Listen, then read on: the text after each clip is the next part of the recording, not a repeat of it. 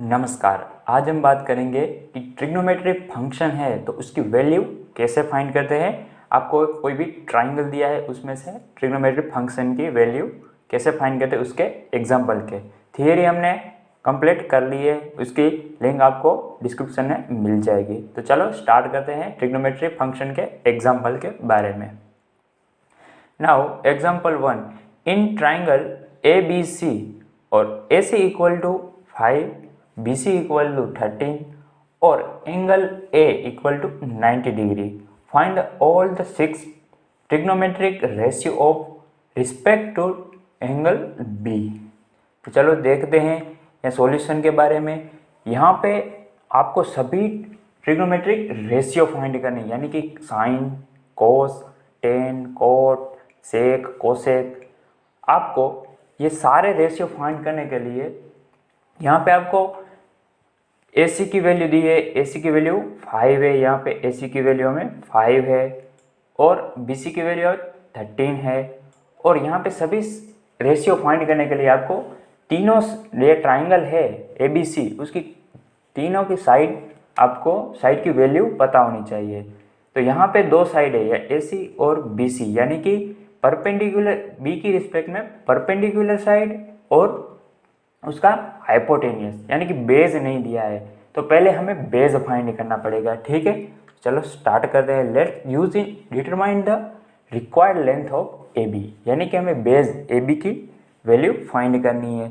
उसके बाद हम कोई भी रेशियो फाइंड कर सकते हैं इजीली। तो चलो स्टार्ट करते हैं। यहाँ पे पाइथागोरस रूल अप्लाई करेंगे। ठीक है, पाइथागोरस आपको समझा गया होगा।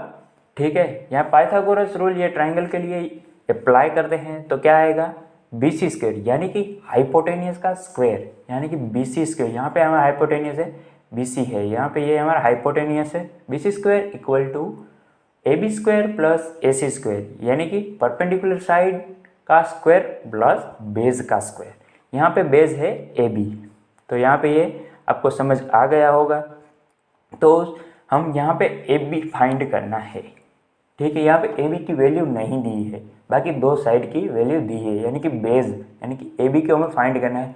तो यहाँ पे AB equal to BC square minus AC square आएगा। ठीक है, चलो आगे बात करते हैं। यहाँ पे BC स्क्वायर, यानी BC स्क्वायर क्या है, 13 है, तो 13 का स्क्वायर माइनस AC, यानी कि 5 का स्क्वायर 25 आएगा। तो उसका सब्सट्रैक्ट 169, 13 का स्क्वायर क्या आएगा, 169 माइनस 5 का स्क्वायर 25, तो उसका आंसर आएगा 144, यानी कि 144। तो यहाँ AB स्क्वायर की वैल्यू हमें 144 मिली है। तो अब AB की वैल्यू क्या है, अंडर रूट से फाइंड करेंगे, अंडर रूट 144, यानी कि AB इक्वल टू 12। ये 12 हमारी यहाँ पे बेस AB की वैल्यू आएगी हमारी 12। ठीक है, आपको समझ आएगा। अब हमें तीनों की तीनों साइड की वैल्यू मिल चुकी है। यहाँ पे बेस की वैल्यू 12 आ गई और 5 की वैल्यू, यहाँ पे परपेंडिकुलर साइड की वैल्यू 5 है और हाइपोटेनस की वैल्यू 13 है। यहाँ पे हमें B के रिस्पेक्ट में सारे एंगल फाइंड करने हैं। ठीक है, यहाँ पे डेटा में दिया है कि B के रिस्पेक्ट में फाइंड करने हैं। Now using the definition of trigonometric ratio we have the sin b। तो sin b यहाँ से क्या आएगा, sin b हमारा, sin b आएगा AC upon BC, AC upon BC, यानी कि परपेंडिकुलर साइड अपॉन हाइपोटेनियस। ये पूरा का पूरा फॉर्मूला हमें अगले वीडियो में डिस्कस कर लिया है, वो आप डिस्क्रिप्शन में जाके देख सकते हैं। ठीक है, यहाँ पे AC की वैल्यू क्या है हमारी 5 है और BC की वैल्यू क्या है 13 है, तो साइन B की वैल्यू 5 अपॉन 13 आएगी। ठीक है, यहाँ पे कोस है, तो कोस क्या होगा, बेस अपॉन हाइपोटेनियस, यानी कि बेस क्या है हमारा AB, यहाँ पे बेस हमारा AB है, तो AB अपॉन BC यानी कि हाइपोटेनियस, तो इसकी वैल्यू क्या आएगी, हमारे बेस की वैल्यू क्या है 12 है, तो 12 अपॉन 13, ये हमारे कोस B की वैल्यू आएगी। ठीक है, अब है टेन बीटा, यहाँ पे सभी के सभी ट्रिग्नोमेट्रिक रेशियो फाइंड करने हैं, तो साइन, कोस, टेन, कोट, सेक, कोसेक। तो टेन बी यहाँ पे टेन बी क्या आएगा, ए सी अपॉन बी सी, यानी कि परपेंडिकुलर साइड अपॉन बेस। यहाँ पे अगले वीडियो में हमें डिस्कस किया था कि टेन की वैल्यू क्या आएगी, पी अपॉन बी, यानी कि पी अपन क्या है हमारी ए सी यानी परपेंडिकुलर साइड है, और बी यानी कि बेस हमारा ए बी है। तो ए सी की वैल्यू 5 आएगी, ए सी की वैल्यू 5 आएगी, और बेस की वैल्यू 12 है, हमें फाइंड की है, तो टेन बी की वैल्यू 5 अपॉन 12 आएगी। यहाँ पे कोट की वैल्यू क्या है, कोट का फॉर्मूला क्या था, 10 का इन्वर्स, यानी 10 है तो 10 का इन्वर्स क्या हो जाएगा, यहाँ पे 5/12 है, तो यहाँ पे कोट की वैल्यू क्या 12/5 हो जाएगी। ठीक है, या फॉर्मूला की तरफ से आप ए बी अपॉन ए सी से वैल्यू पुट करके कोट बी की वैल्यू फाइंड कर सकते हैं। ठीक है, अब यहाँ सेक बी की वैल्यू क्या है, B C upon A B C यानी हाइपोटेनियस अपॉन बेस।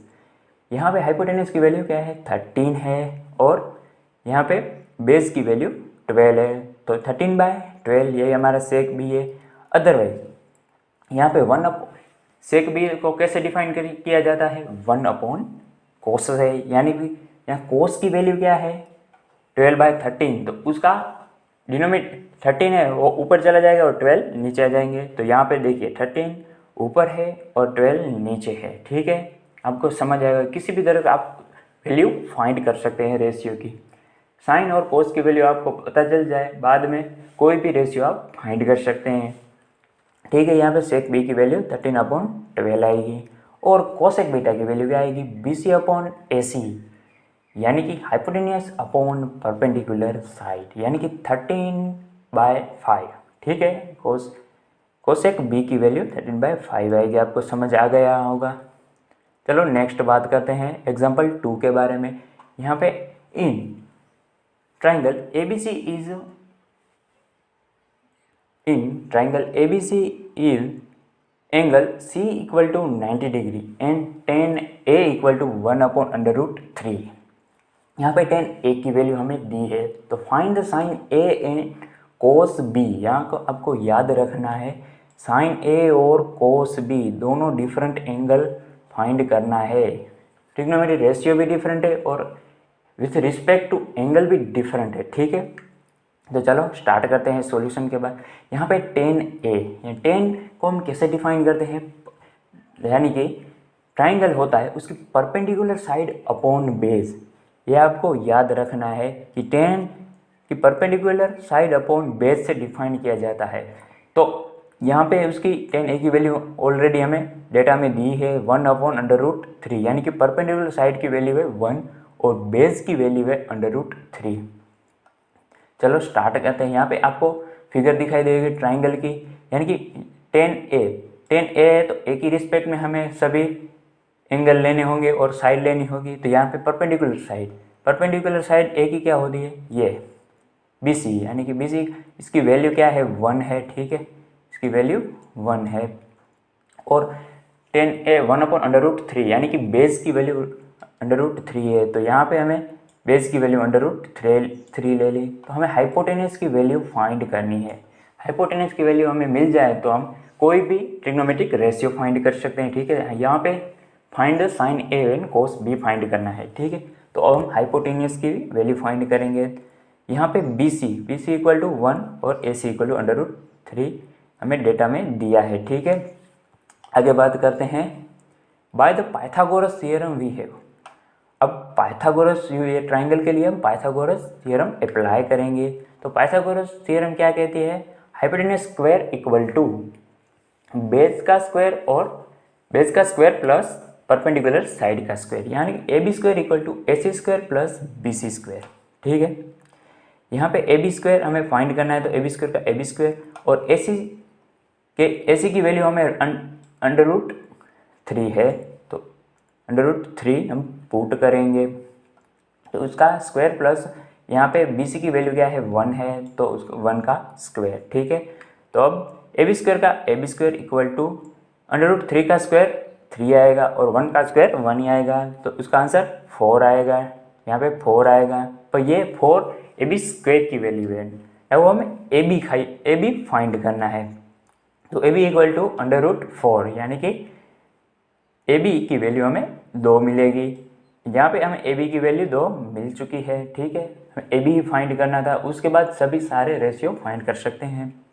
तो यहाँ पे ये 2 हमें हाइपोटेन्यूज का वैल्यू मिल चुका है, ठीक है। अब हम कोई भी रेशियो फाइंड कर सकते हैं। अब हमें डेटा में कौन से फाइंड द साइन ए और कोस बी फाइंड करना है, ठीक है। तो चलो स्टार्ट करते हैं। साइन ए, यह with respect to angle A के साइन यानी कि साइन अपॉन बी सी यानी कि पी अपॉन एच, ये हमारा फॉर्मूला है साइन को फाइंड करने का। यहाँ पे साइन ए दिया है तो ए के रिस्पेक्ट में हमें B C upon A B, यही फॉर्मूला हमारा होगा, B C upon A B, यानी कि बी सी की वैल्यू क्या है 1 है और ए बी की वैल्यू क्या है, हमें ए बी की वैल्यू यहाँ फाइंड की तो 2 मिलेगा। तो साइन ए की वैल्यू क्या आएगी 1/2, ठीक है। साइन ए की वैल्यू हमें मिल चुकी है। और कोस बी, अब हमें बी की रिस्पेक्ट में कोस की वैल्यू फाइंड करनी है, ठीक है। आगे हमें साइन की वैल्यू ए की रिस्पेक्ट में की, ठीक है। अब बी की रिस्पेक्ट कोस का वैल्यू, कोस फाइंड करने की फॉर्मूला क्या है B C upon A B, यानी कि B C upon A B यानी कि पी अपॉन एच, ठीक है।